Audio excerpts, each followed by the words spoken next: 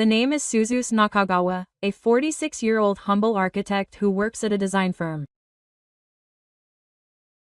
He has been married for 15 years and has 2 children. From a professional perspective, he lives a peaceful life without any worries. His beautiful children are growing up all the time. And he lives in a quiet town overlooking the Bay Bridge, in a house he designed himself. It should have been perfect. But his relationship with Kiyotaka suddenly became cold, as if he couldn't manage it. Our conversations became limited to business correspondence, and he can't remember having touched her for 7 years. Before he knew it, all that was left was his role as a father, and he was just following a routine that was precise yet emotional, like drawing the end of a blueprint. Sometimes, during meetings, there is a woman I unexpectedly think of. She was the woman who had been my emotional lover since college. But she married my only best friend, Oria. She was a woman with an air of elegance and dignity, but at unexpected moments she exuded a sexiness that made me shudder. But when she started dating Kato, I couldn't say anything. All I could do was wish my best friend happiness, and more importantly her happiness, and offer my congratulations. Our relationship continued in a strange way for several years after that. Obuki and Keisukawa would work together as a family a few times a year, or go out after the kids were asleep. Our relationship was completely healthy and completely casual. I wore the mask of my best friend's clothes, and she wore the mask of her best friend's death. We pretended not to notice each other's true feelings beneath those masks. At least until that day. My smartphone vibrated quietly at night. It was a short message from someone. "Can we meet again, just the 2 of us?" I thought.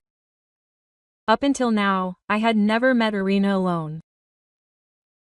Kaido was always next to me, and Akari was next to me. Being alone was the absolute rule in our world. But this time, the message was different. It continued like this.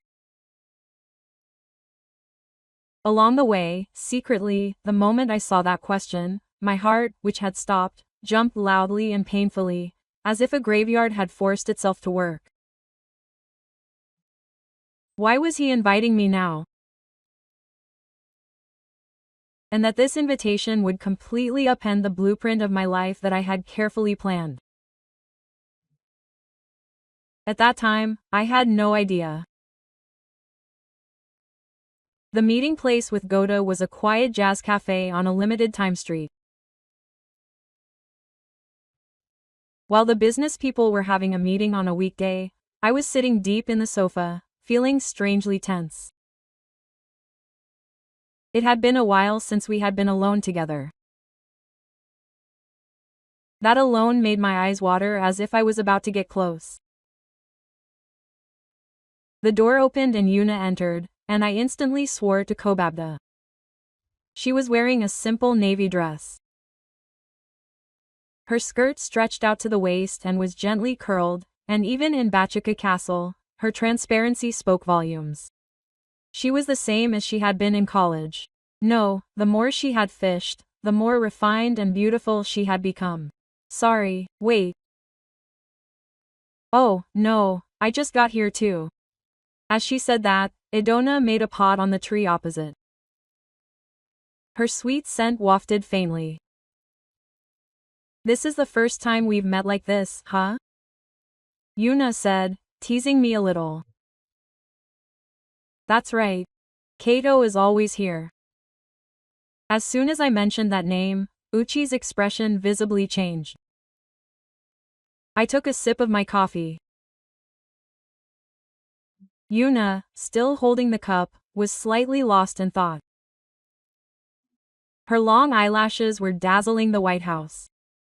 Hey, Ryomoto. There was a small girl I remember from college. Am I in a bit of trouble right now? Did something happen? Uchi hesitated for a moment, then said in a quiet but clear voice, Kasheboha water. Kato might be cheating on me. I couldn't help but grab the cup.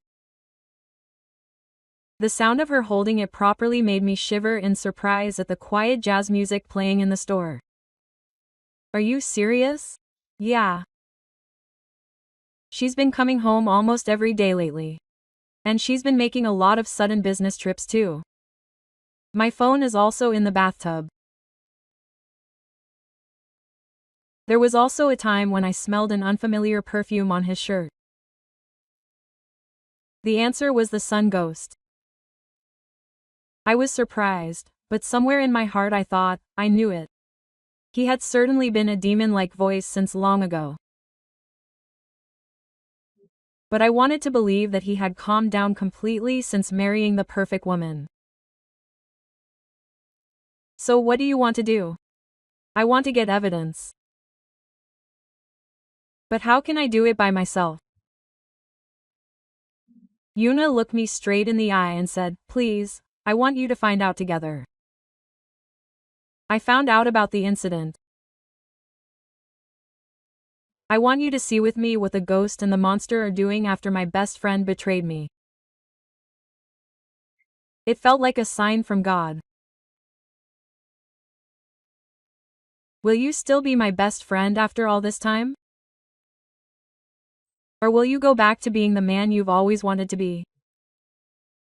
My father, who had died, waited patiently for my answer.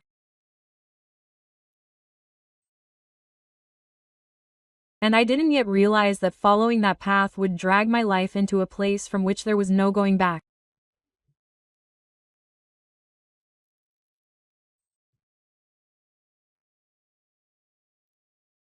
Have you ever had the experience of finding a girl who hasn't changed clothes in the most inopportune place? One weekend, I went to the car with Irina. It seems that Irina had told Irina that she was going on a business trip to Osaka that weekend. However, Irina had put a GPS under the seat of his car to confirm his actions. With that data, we drove around the city of Yokohama.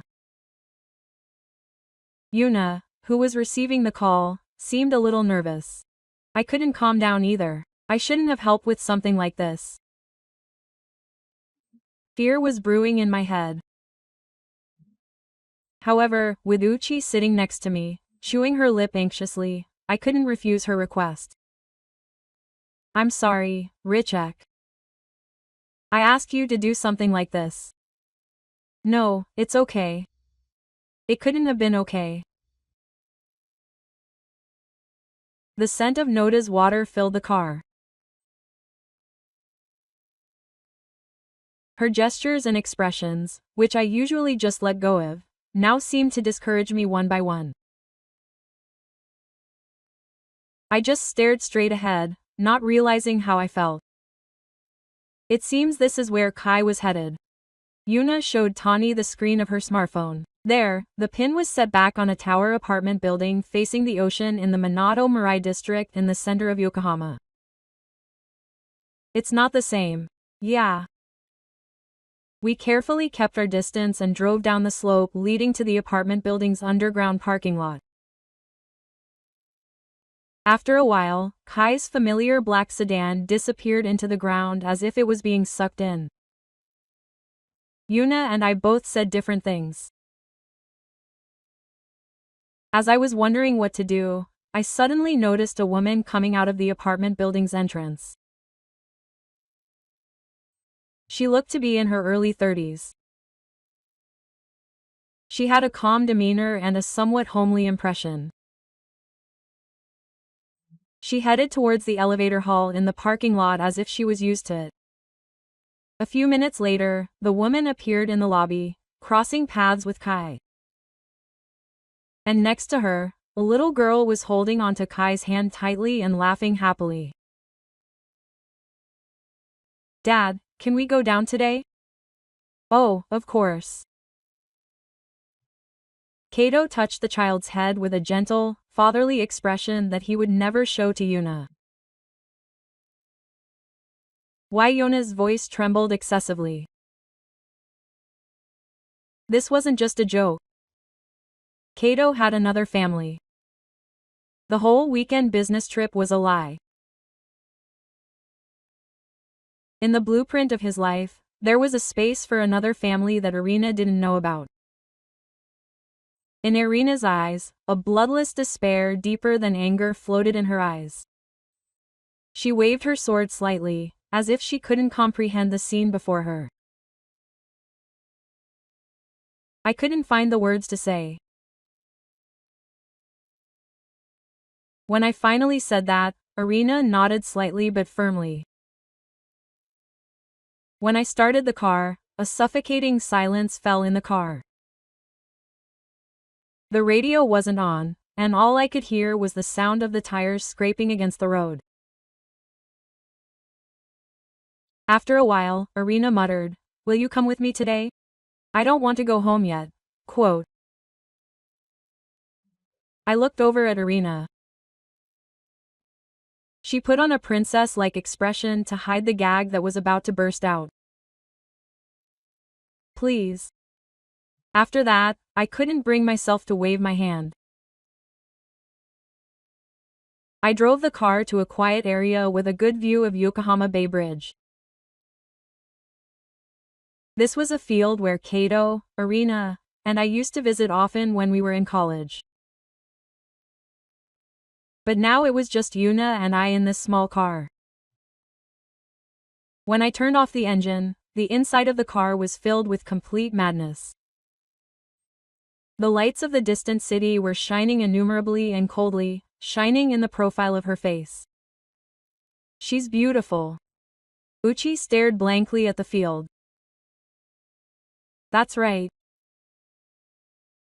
I was looking forward as well, but I naturally found myself drawn to her side. Her long eyelashes and slender waist. The white of her breasts looked strangely sexy against her black dress. Was I an idiot? Yuna said quietly. I had always believed in the strange answer. Maybe I wanted to believe it. But maybe I really did know somewhere in my heart. I should have realized it sooner, before it got to this point. Those words were filled with regret for myself and deep regret for the answer. Right, you're not at fault. I may not understand all of your feelings, but at least you didn't do anything wrong. You're so kind. Riseto-kun smiled slightly at Yuna and turned his face towards her. Hey, what if I had made a different choice? A different choice? If I had chosen Ryu's-kun instead of Kai back then? My throat gulped. There's no point in thinking about it now. That's right. But I can't help but think about it. As she said that, Yuna gently leaned her head towards me. Please. Let me stay like this for a little while. The soft scent of her breath stung him. The tingling sensation of her body, transmitted to Yoshikoshi, slowly but surely melted away the rationality he had spent years building up. Hey, Riseto-kun, a sweet and husky voice fell into my ears. I didn't say the rest today, and Irina gently touched my hand. The slightly cold Koss slowly grasped my hand. Just that made something inside me stand on end and feel like it was going to twitch. I couldn't shake her off. Yuna's land gently takes my place as if praying. We naturally close the distance as if drawn to each other. Richik-kun, Yuna's voice calling my name is strangely sweet and sad. The warmth of my head, entrusted to her, slowly but surely melts the reason inside me. Sharing rejects me, and the moment I want to sleep like that, I can't think of anything anymore. I put my hand on her house and gently bring my face closer. She instantly turns away, but immediately closes her eyes to the tower, quietly accepting my sound. When the spring touches her, Irina's body trembles slightly. Hot soil leaks out. We have come to a point where we will never be apart again. It's no good, really. If it makes me feel small, should I stop? I can't stop. Doda's hand presses hard into my shirt. At that moment, the dam of the axis height closes. We seek each other deeply and overlap spring like that. Guda's body is completely pressed against mine. In the narrow space of the car, overlooked by the countless wild animals of Yokohama, we were simply boiling with uncontrollable desire, and our white faces were illuminated by the lights of the neighboring road, clearly shining. In the silent night, we confirmed each other over and over again. There was no turning back. Every time Una's hoarse voice called out for my life, a sense of comfort and connection ran through my body. Before I knew how much time had passed, Irina had buried her face in my chest and was quietly erecting a new seed. What should I do? What? I can't go back. When Una woke up, she smiled slyly, but somehow happily. My sister couldn't answer that either. I secretly began to cry, saying that I had to tell the truth about that day. At first, I had made up my mind never to do it again. But once you cross the church line, it's not easy to change it. We'll meet again. The night Sadayut visited me anxiously, I felt cold. From then on, Una would make time for us by making excuses, and we would wander around with people one after another. Sometimes we would meet up in the lounge of the Minato Marai Hotel and head straight there. We would often spend time in the car, just like that night. Uchi would always rely on God in that place. Ryosho-kun, it's been a long time since I've been desired by someone like this.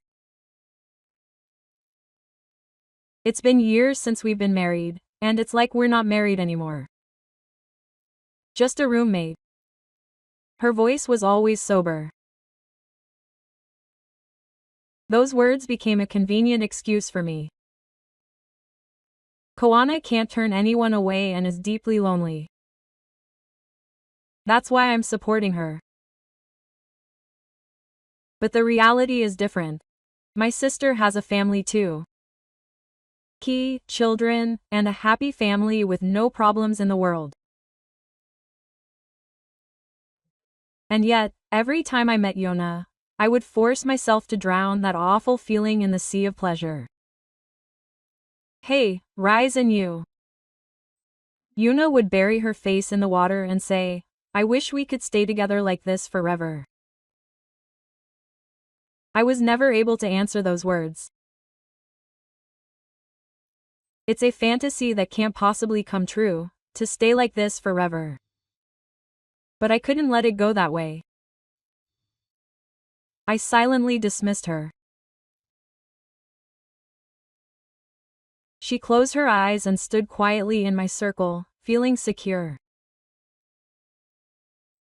These moments were the only moments we were allowed to be our true selves.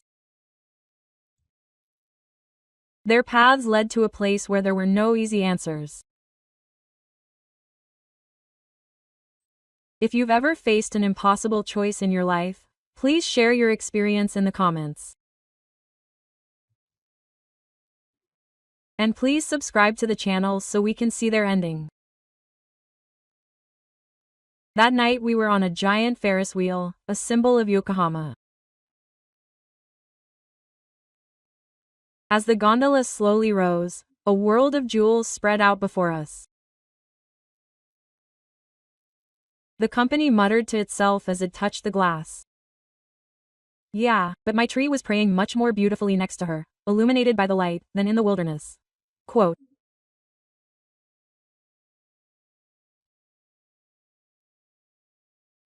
Hey, Tobito-kun, what do you think of me? Suddenly, Ada spoke from the 8 mirrors and realized.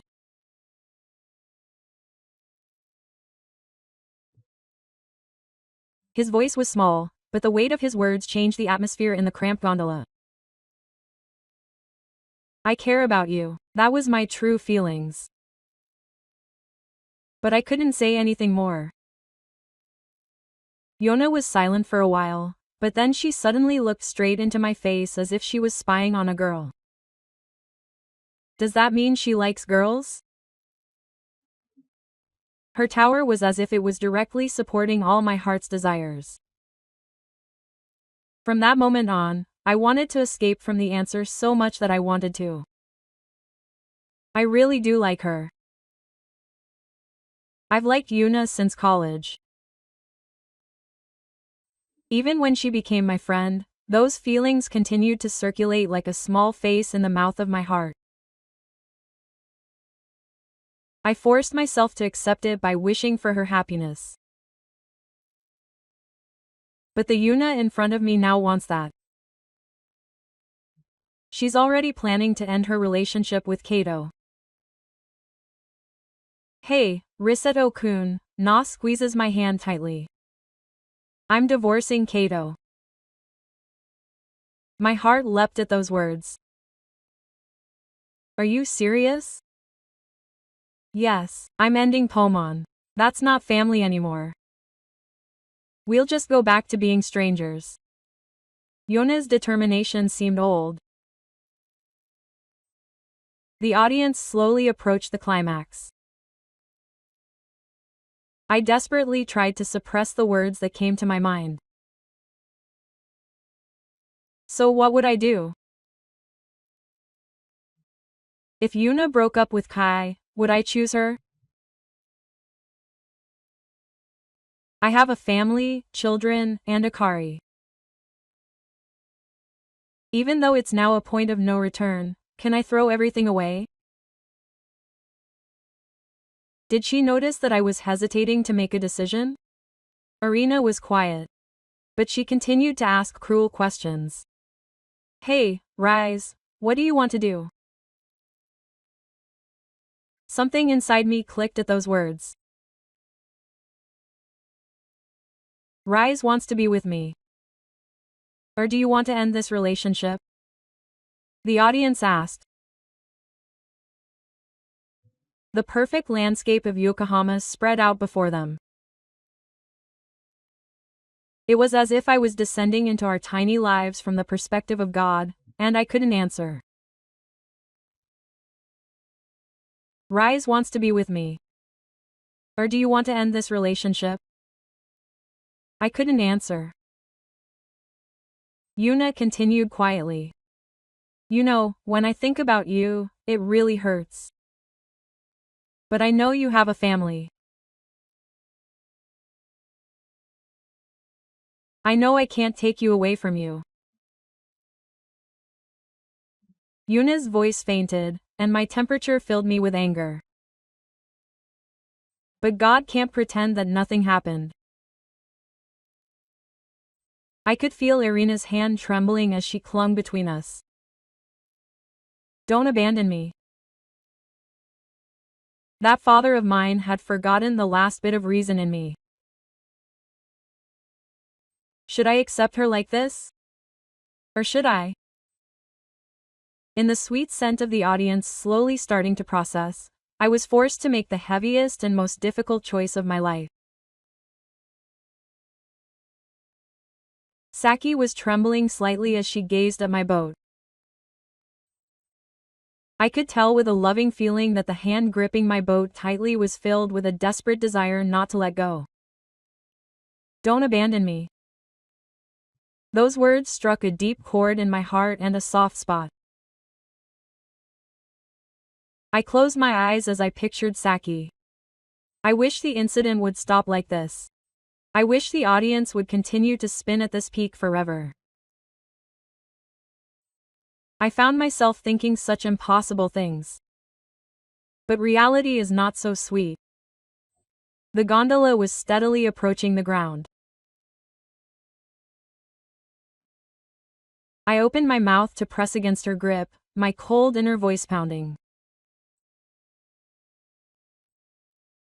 I could feel Sachi's body trembling slightly as she had a family. It was as painful for me to say those words as it was to cut myself with a knife. But that was the unshakable reality that I had designed and continued to live in. I truly care about Saki. But I can't continue this relationship any longer. Saki slowly raised her face as I spoke. The tower of her drink was staring at me, as if she couldn't believe it. I know. Sachi tried to say it for a moment, but her voice trembled in the distance. I knew you had important people too. But I still wanted to be with you. I couldn't say anything. The gondola arrived at the surface. As the door opened, the sound of the war outside wafted in, as if announcing the arrival of a delicate world. Saki gently grasped my hand. Hey, can you hold me one last time? The feeling built up inside me and drew my intuition closer. Her body temperature, which she held tightly, felt as if it would be burned into my chest forever, along with her scent. Thank you, my love. Sachi's voice trembled slightly. After a while, Sachi slowly left that circle. I guess it's time to go home. Saki looked lonely, but quietly got off the gondola with the bird and the moon floating in her eyes. Goodbye, Rito-kun. She went into the mist without looking back once. I could only watch her small back from inside the gondola.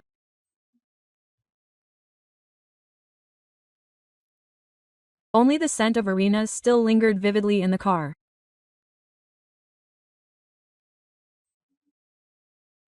I put my hands on the steering wheel and exhaled deeply. This was the only thing I could do.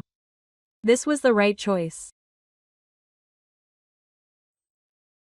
Telling myself this, I quietly started the car into the night sky of Yokohama. After that, I stopped contacting Arena completely. It's not that we stopped contacting each other.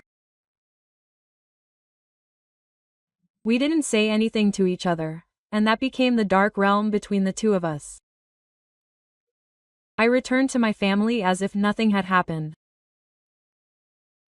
I blended into the daily life of my carefree children with my gentle face unchanged. I went to work in the morning and came home with my face covered in dirt. I listened to the children's stories and went out with my family on the weekends.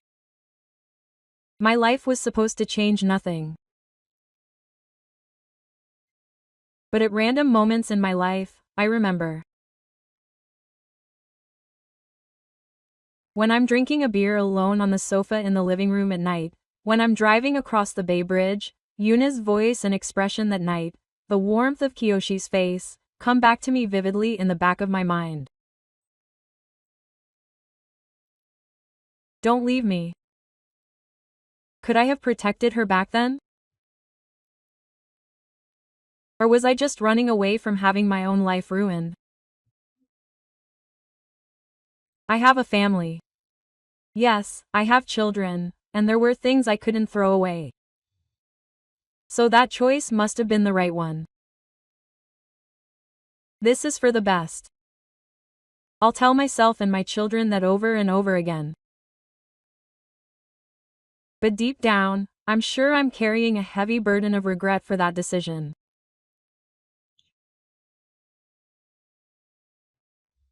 Trapped in the beautiful bond of having a family that I designed for myself, I couldn't protect the one woman who relied on me.